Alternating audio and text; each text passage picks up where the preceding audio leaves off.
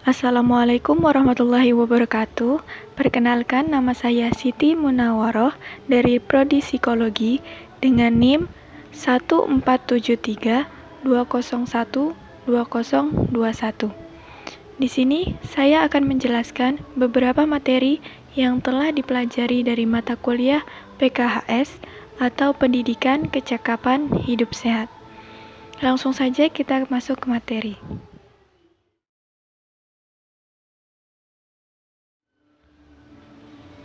Materi pertama ada kesehatan remaja. Remaja adalah masa peralihan dari masa kanak-kanak menuju dewasa. Sedangkan kesehatan reproduksi adalah segala sesuatu yang bersangkutan dengan kesehatan seksual yang bertujuan untuk menjaga, merawat, dan mengembalikan fungsi organ seksual. Lalu ada kesehatan reproduksi remaja. Kesehatan reproduksi remaja adalah segala sesuatu yang bersangkutan dengan fungsi dari organ seksual daripada remaja itu sendiri. Lalu selanjutnya ada perubahan fisik dan psikis pada remaja. Nah, pada remaja itu sendiri memiliki 3 tahapan perkembangan. Yang pertama ada perkembangan remaja awal yang berkisar pada usia 10 sampai 13 tahun. Yang kedua ada perkembangan remaja tengah yang berkisar pada umur 14 sampai 16 tahun, dan yang terakhir ada perkembangan remaja akhir yaitu pada umur 17 sampai 19 tahun. Dalam perkembangan remaja sendiri memiliki beberapa perubahan fisik pada baik perempuan maupun laki-laki.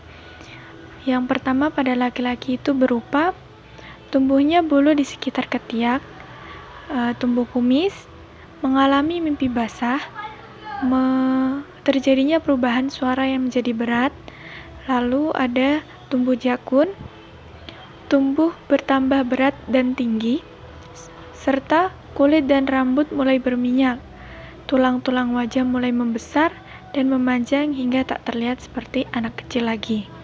Sedangkan pada remaja perempuan terjadi perubahan fisik berupa yang pertama ada mengalami menstruasi, yang kedua ada payudara dan pinggul membesar, yang ketiga ada tubuh bertambah berat dan tinggi, dan yang keempat indung telur mulai membesar dan berfungsinya organ reproduksi.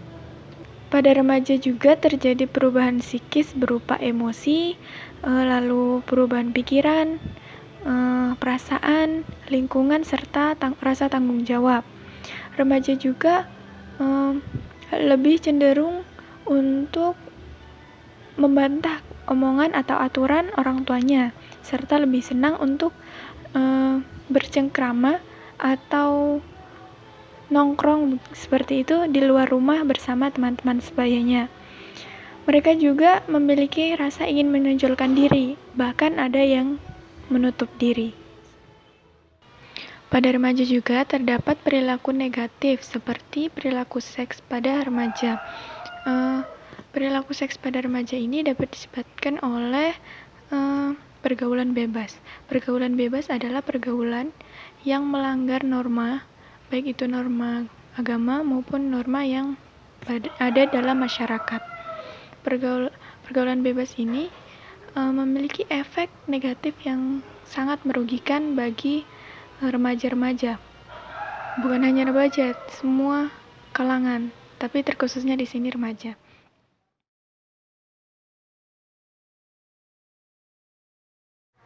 Materi selanjutnya yaitu kesadaran diri.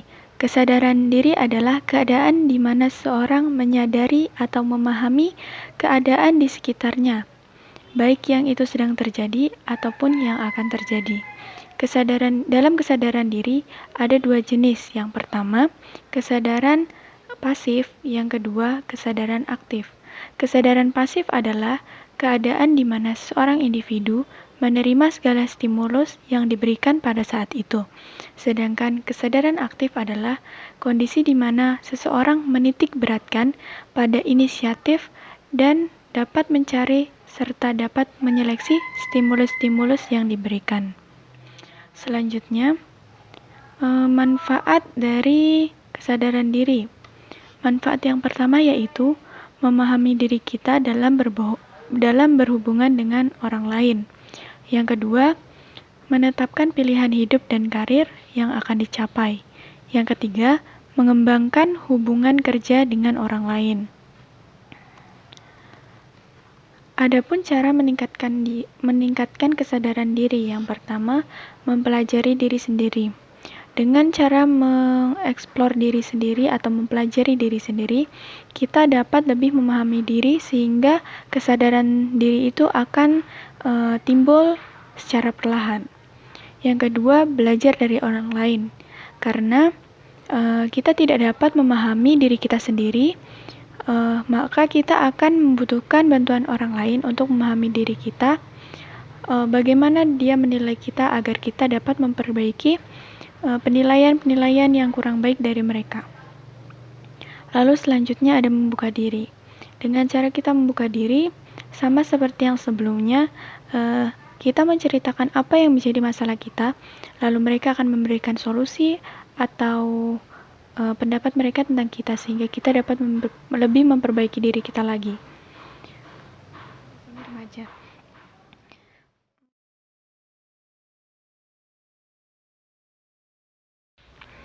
Materi selanjutnya yaitu komunikasi. Komunikasi berasal dari bahasa Latin communication yang diambil dari kata komunis yang memiliki arti memiliki satu makna yang sama dalam satu hal.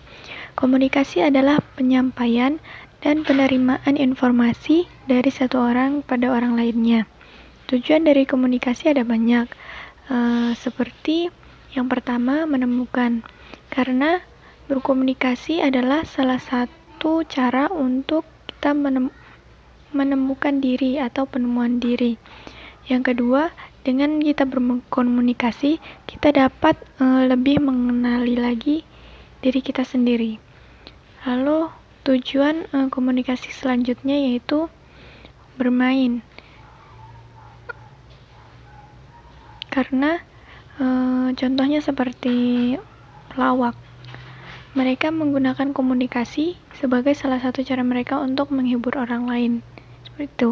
Yang selanjutnya tujuan dari komunikasi yaitu untuk meyakinkan. Seperti dalam dunia bisnis, komunikasi adalah salah satu kemampuan yang sangat diperhitungkan. Bagaimana seseorang dapat menarik pelanggan dan meyakinkan pelanggan, itu adalah kemampuan atau skill yang sangat dibutuhkan dalam dunia perbisnisan.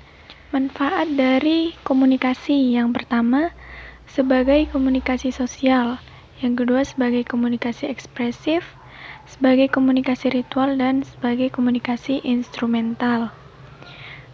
Dalam komunikasi juga memiliki banyak jenis komunikasi, seperti yang pertama komunikasi verbal, yaitu ada vocabulary atau komunikasi yang tidak akan efektif bila pesan disampaikan dengan kata-kata yang tidak dimengerti. Yang kedua ada racing, yaitu komunikasi lebih efektif dan sukses bila kecepatan berbicara dapat diatur dengan baik. Yang ketiga, intonasi suara akan mempengaruhi pesan sehingga pesan akan menjadi lain artinya bila diucapkan dengan intonasi yang berbeda. Selanjutnya ada yang non-verbal. Yang pertama, ekspresi wajah. Wajah merupakan sumber kaya pada komunikasi, karena ekspresi wajah itu dapat mencerminkan suasana emosi seseorang. Yang kedua ada kontak mata. Karena dengan kontak mata kita dapat lebih menghargai lawan bicara. Yang ketiga ada postur tubuh. Karena dengan postur tubuh kita juga dapat mengekspresikan diri kita.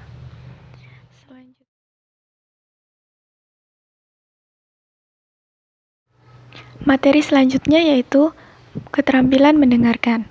Keterampilan mendengarkan adalah proses menerima dan merespon secara disengaja.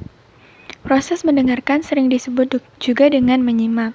Menyimak adalah mendengarkan secara terpusat pada objek yang sedang disimak.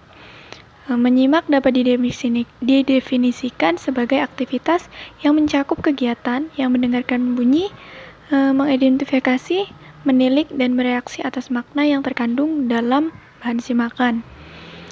Dalam mendengarkan, ada beberapa tipe mendengarkan. Yang pertama, mendengarkan isi. Mendengarkan isi berarti mengerti dan menyimpan informasi yang disampaikan oleh pembacanya.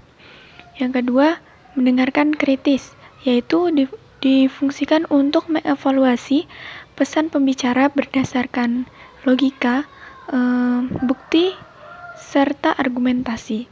Selanjutnya ada mendengarkan empiris, yaitu bertujuan untuk memahami perasaan, kebutuhan, dan keinginan pembicara.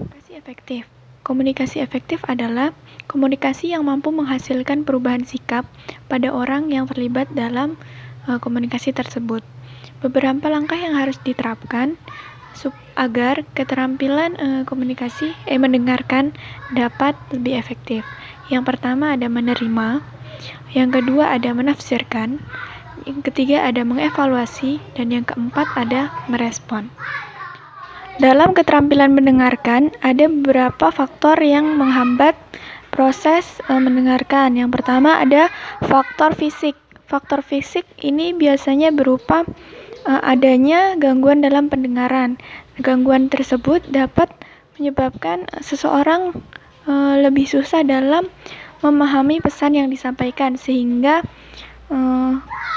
akan mempersulit seseorang dalam memahami pesan tersebut.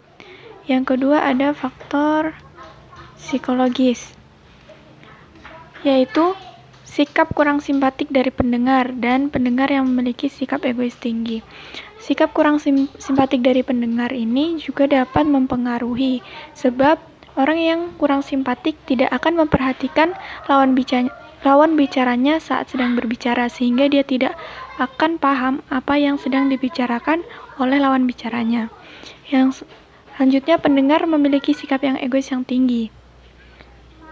Hampir sama dengan yang pertama, orang yang memiliki sikap egois tinggi tidak akan memperdulikan orang yang ada di sekitarnya, baik itu sedang berbicara atau melakukan apapun, sehingga akan sulit berkomunikasi dengan orang-orang yang seperti tersebut.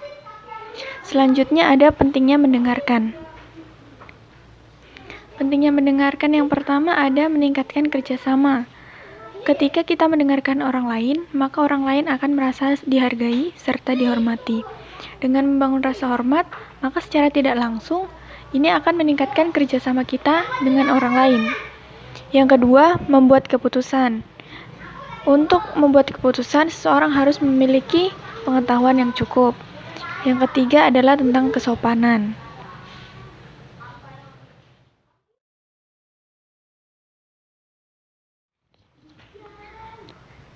Materi selanjutnya yaitu pengelolaan konflik. Remaja adalah masa peralihan dari masa anak-anak menuju dewasa. Namun, remaja tidak lagi dikatakan sebagai anak-anak, juga tidak dapat disebut sebagai orang dewasa. Anak remaja cenderung lebih suka untuk mencoba-coba namun dengan banyak kesalahan. Hal ini membuat karakteristik remaja dipahami sebagai fase transisi untuk pencarian identitas. Tak lagi dapat dipungkiri bahwa keluarga merupakan lingkungan primer bagi seorang sejak lahir, dan berhubungan antar manusia paling awal terjadi dalam keluarga. Oleh sebab itu, individu menyerap norma dan nilai yang ada dalam keluarga untuk dijadikan bagian dari kepribadian sebelum mengenal norma dan nilai dari masyarakat. Remaja dan karakteristiknya. Yang pertama, mengalami kegelisahan pada hidupnya. Remaja biasanya cenderung lebih banyak untuk mengalami konflik. Oleh sebab itu, mereka lebih gelisah dalam hidupnya pada masa remajanya. Yang kedua, adanya pertentangan dari orang dewasa.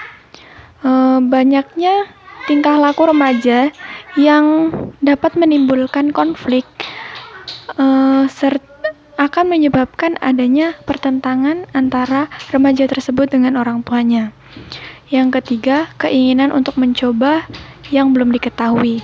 Adanya keinginan yang kuat ini biasanya menimbulkan konflik-konflik yang dialami oleh remaja. Keinginan ini yang membuat adanya pertentangan pada orang dewasa dan juga mengalami kegelisahan dalam hidupnya. Yang keempat, suka menghayal dan berfantasi tentang prestasi dan karir. Selanjutnya ada pergaulan remaja. Pergaulan bebas. Ya, dalam pergaulan remaja memang ada yang namanya pergaulan bebas. Pergaulan bebas adalah perilaku menyimpang, melewati batas kewajiban, tuntutan, syarat, dan perasaan malu. Faktor penyebab pergaulan bebas yaitu karena remaja rendah taraf pendidikan keluarga dan keluarga kurang memperhatikan anak, mengizinkan anak untuk berpacaran, dan pengawasan yang minim menyebabkan anak terjumus dalam pergaulan bebas. Selanjutnya ada konflik remaja.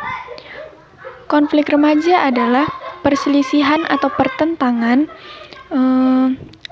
dari proses disosiatif sebagai hubungan interaksi sosial. Konflik ini ialah perselisihan dua orang atau bahkan lebih yang terjadi secara terus-menerus dengan maksud memenuhi tujuan dengan cara menentang pihak lainnya. Adapun konflik tersebut seperti yang pertama, konflik remaja dan orang tua yang paling umum terjadi pada remaja. Yang kedua ada konflik antar remaja. Contohnya seperti tawuran dan lain-lain. Yang ketiga, konflik antar masyarakat. Biasanya remaja ini sering berulah di lingkungan masyarakat sehingga mereka banyak mengalami konflik oleh masyarakat.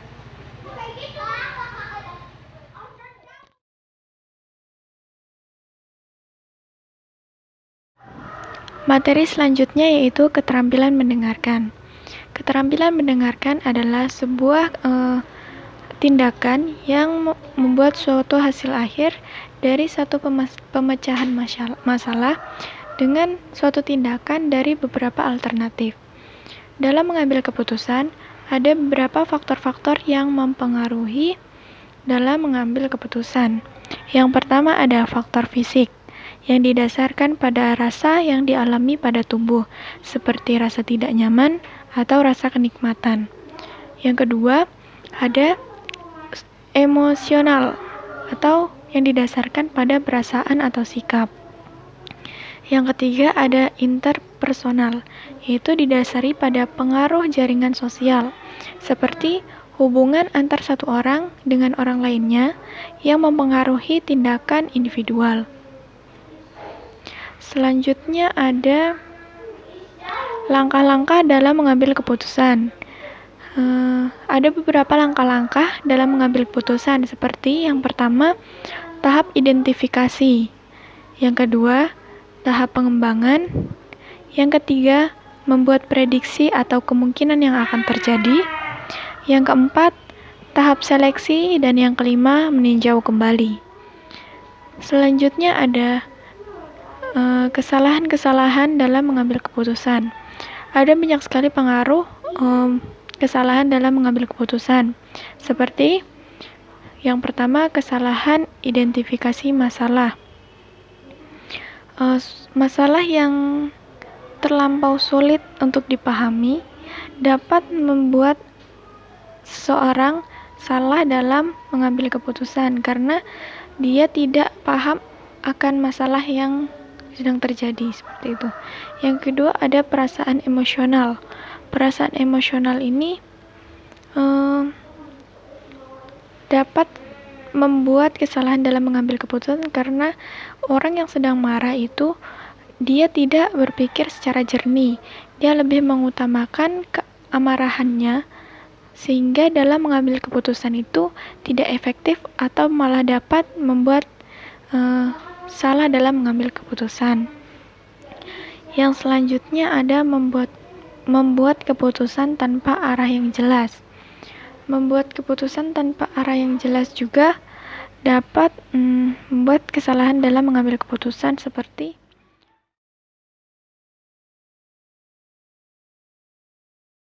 materi selanjutnya yaitu keterampilan advokasi. Keterampilan advokasi adalah tindakan mendukung atau tindakan pembelaan yang bersifat aktif. Tujuan dari advokasi yaitu untuk menyelesaikan sengketa antar orang maupun antar kelompok, sehingga kegiatan advokasi sangat berkaitan dengan hukum. Advokasi juga bertujuan penting untuk memperjuangkan solusi masalah dari masalah yang sedang terjadi. Ada beberapa cara melakukan advokasi. Yang pertama, tentukan isu strategis dari sebuah masalah. Akan sangat sulit untuk memiliki fokus masalah yang tidak memiliki skala prioritas. Jadi, kita harus memprioritaskan skala dari sebuah masalah seperti itu. Yang selanjutnya adalah pengumpulan data dengan cara perbandingan.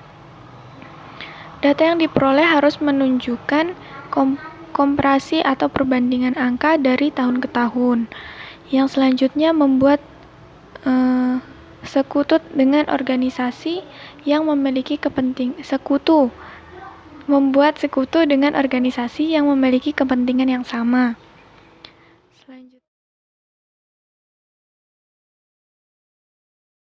Materi selanjutnya yaitu hak asasi manusia. Hak asasi manusia adalah hak yang dimiliki manusia sejak lahir, atau hak yang melekat pada diri seseorang sejak lahir. Hak asasi manusia merupakan anugerah dari Tuhan Yang Maha Esa. Adapun pengertian HAM menurut para ahli, yang pertama, menurut John Locke adalah hak asasi manusia yang langsung diberikan Tuhan sebagai hak yang koordinat. Yang dimaksud di sini adalah tidak ada kekuatan di dunia ini yang dapat mencabut HAM tersebut. Yang kedua, menurut Miram Budiardjo, yaitu adalah hak yang dimiliki setiap orang sejak lahir dan bersifat universal. Maksudnya di sini adalah dimiliki oleh semua orang tanpa adanya perbedaan suku, ras, agama, ataupun yang lainnya. Ciri-ciri HAM. Ciri-ciri HAM yang pertama, tidak dapat dicabut. HAM ini tidak dapat dicabut oleh siapapun dari siapapun. Yang kedua, HAM tidak dapat dibagi. Jadi, semua orang berhak untuk mendapatkan HAM secara utuh. Yang ketiga, hakiki, yaitu hak asasi manusia sudah didapatkan sejak dari lahir. Macam-macam hak asasi manusia.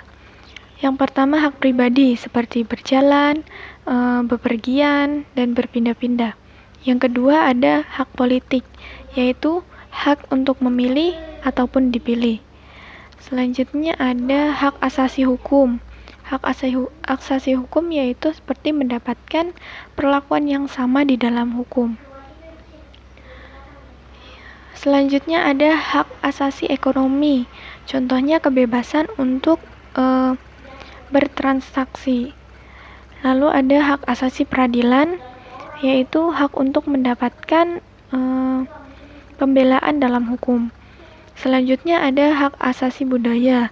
Contohnya seperti kita memiliki hak untuk mengembangkan budaya. Selanjutnya ada pelanggaran HAM. Ada beberapa pelanggaran HAM. Yang pertama, pelanggaran HAM berat dan pelanggaran HAM ringan. Pelanggaran HAM berat, contohnya seperti tindakan yang mengakibatkan seseorang kehilangan nyawa. Yang kedua ada tindakan yang mengakibatkan cedera fisik. Dan yang ketiga, tindakan yang menciptakan kondisi kehidupan mengakibatkan kehancuran dan kemusnahan. Lalu ada pelanggaran HAM ringan, yaitu perbuatan seperti pencurian, pencemaran nama baik, dan kekerasan fisik.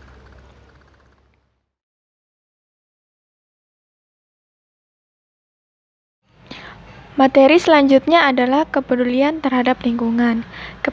Kepedulian terhadap lingkungan adalah sikap manusia untuk memperhatikan lingkungannya yang dianggap kurang baik atau dirasa kurang baik, dan mencoba untuk membantu serta menangani masalah yang sedang terjadi.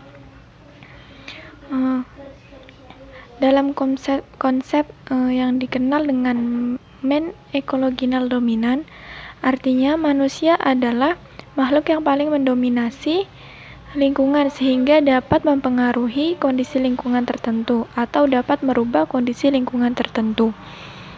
Dalam memanfaatkan alam, manusia biasanya kurang memperhatikan dampak yang akan terjadi dari perilaku yang dilakukan. Untuk mengurangi dampak dari kerusakan lingkungan yang dilakukan tersebut, kita dapat melakukan beberapa hal. Seperti yang pertama, kita menanamkan pada anak bahwa kita harus mencintai dan menjaga lingkungan.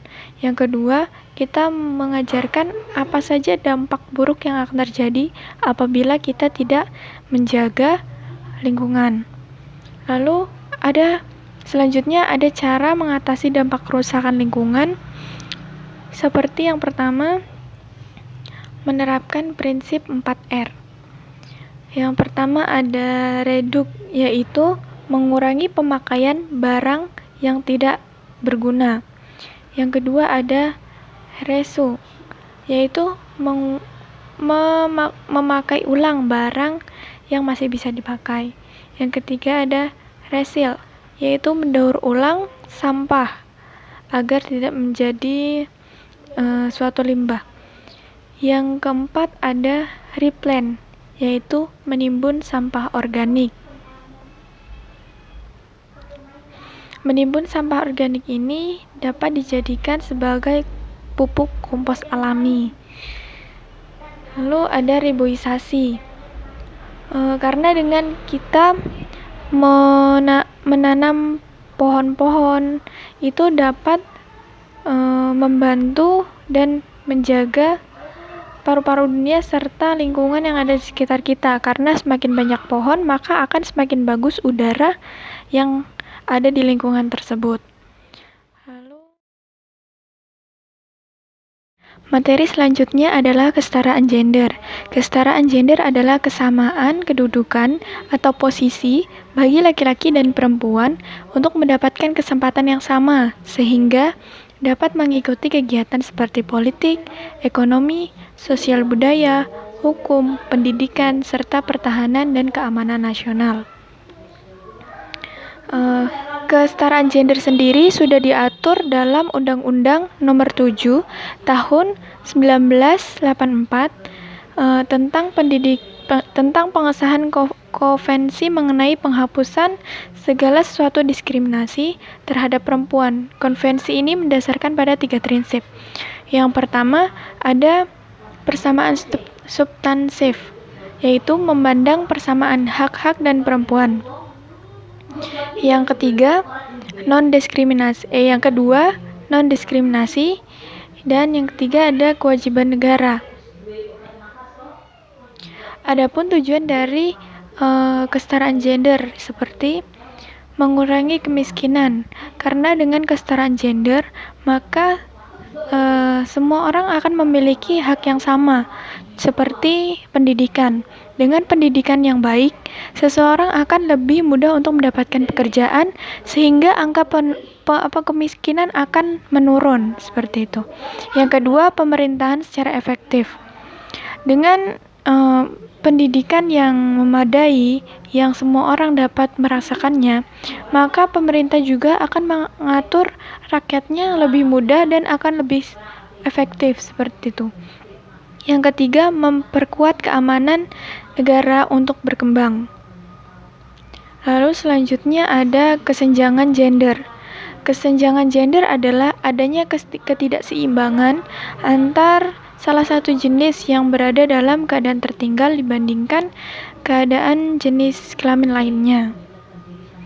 Adapun bentuk-bentuk penyimpangan dari kesetaraan gender yang pertama, subordinasi, yaitu menempatkan posisi yang lebih rendah daripada laki-laki. Yang kedua ada beban ganda. Beban ganda adalah pekerjaan yang diterima satu jenis kelamin lebih berat atau lebih besar daripada jenis kelamin lainnya. Yang kedua, stereotip gender. Stereotip gender adalah penandaan terhadap satu kelompok. Contohnya seperti perempuan. Perempuan sering dikatakan sebagai orang yang suka bermake up. Itu merupakan sebuah stereotip gender atau penandaan bahwa seorang perempuan adalah seorang yang suka bermake up, seperti itu. Selanjutnya ada marginalisasi. Marginalisasi adalah peminggiran dari akses sumber daya gender dari masyarakat. Yang selanjutnya ada kekerasan. Faktor yang menyimpang dari kesetaraan gender, ada faktor internal dan faktor eksternal. Faktor internal yang pertama ada tingkat kepercayaan diri yang rendah, lalu ada perasaan tidak pantas, lalu ada perasaan malu yang berlebihan, dan memiliki perasaan malu yang cenderung lebih susah untuk dikendalikan. Selanjutnya ada faktor eksternal. Yang pertama ada budaya patrilineal, yaitu sistem yang menempatkan laki-laki sebagai pemegang kekuasaan. Lalu ada sarana dan prasarana, yaitu pembangunan yang tidak merata, dan itu akan mengakibatkan mendahulukan laki-laki, sebab laki-laki dianggap sebagai kelak akan menjadi tulang punggung keluarga, seperti itu. Lalu selanjutnya ada faktor ekonomi, mendahulukan laki-laki karena nantinya menjadi tulang punggung keluarga, seperti yang tadi saya jelaskan. Selanjutnya ada tingkat pendidikan. Masih banyak orang tua yang belum paham dan belum mengerti tentang kesetaraan gender. Selanjutnya ada perbedaan fisik. Masyarakat cenderung menilai laki-laki yang memiliki fisik lebih kuat daripada wanita. Selanjutnya ada nilai sosial budaya dan lingkungan. Budaya menafsirkan perbedaan biologis ini menjadi seperangkat tuntutan sosial, seperti perempuan lebih diarahkan untuk seperti menjaga anak, sedangkan laki-laki untuk mencari kebutuhan, seperti itu. Dampak dari kesetaraan gender ada dua, yaitu dampak negatif dan dampak positif. Dampak negatifnya yaitu penyalahgunaan terhadap kesetaraan gender itu sendiri. Lalu yang kedua dampak positif. Dampak positifnya yaitu wanita akan memiliki lebih banyak bentuk akan kebebasan untuk melakukan kegiatan sekolah maupun kegiatan lainnya.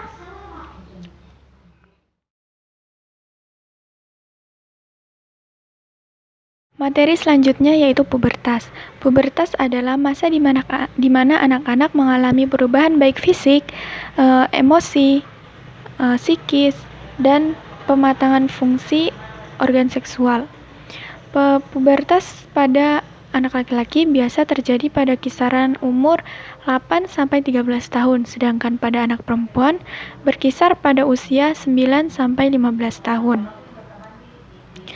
Pada masa pubertas memiliki ciri-ciri masa puber seperti pada laki-laki, yaitu mimpi basah, membesarnya ukuran penis dan testis, tumbuh rambut di organ seksual dan ketiak dan wajah, tumbuh jerawat di wajah, terbentuknya otot-otot pada tubuh, lalu ada suara menjadi lebih berat dan besar.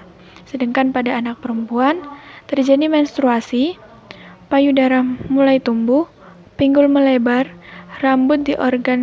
tumbuh rambut di organ seksual dan ketiak, lalu tumbuh jerawat, suara lebih nyaring atau lebih lembut. Adapun perubahan psikis yang dialami pada masa pubertas, yang pertama, perubahan suasana hati.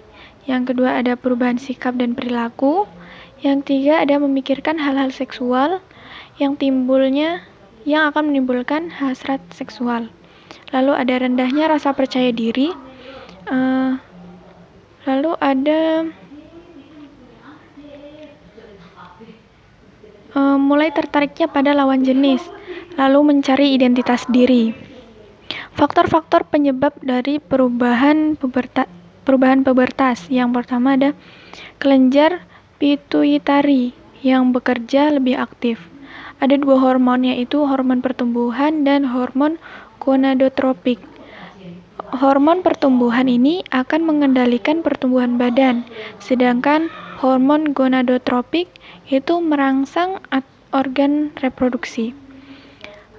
Gonad pada pria berupa tetes, dan gonad pada wanita berupa ovarium dan indung telur. Adapun dampak dari pubertas ada 2, yaitu dampak positif dan dampak negatif. Dampak positif yang pertama mempunyai tampilan fisik yang lebih dari teman-temannya. Yang kedua, menimbulkan rasa percaya diri. Dan yang ketiga, kemandirian menghadapi sebuah masalah. Dampak negatifnya yaitu bahaya fisik seperti gemuk, atau kurus, pendek, atau tinggi. Lalu ada bahaya psikologis seperti marah, stres, malu, takut, cemburu, dan lainnya. Cara menanganinya yang pertama, bersikap tenang dalam menghadapi masalahnya. Lalu yang kedua, orang tua haruslah bersifat lebih fleksibel, tidak boleh otoriter pada anaknya. Lalu ada mengarahkan kepada hal-hal yang positif. Remaja awal atau pubertas adalah masa peralihan dari masa anak-anak menuju dewasa. Namun tidak lagi dikatakan sebagai anak-anak, tapi belum cukup juga untuk dikatakan orang dewasa. Jadi pubertas itu adalah masa peralihan atau masa transisi.